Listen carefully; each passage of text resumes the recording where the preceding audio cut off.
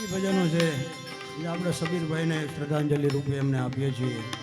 એટલે ખાસ કરીને આજે એમના આત્માને અને અહીંયા પણ સંબંધ એવો એટલે એક ભજનની યાદી કરીએ.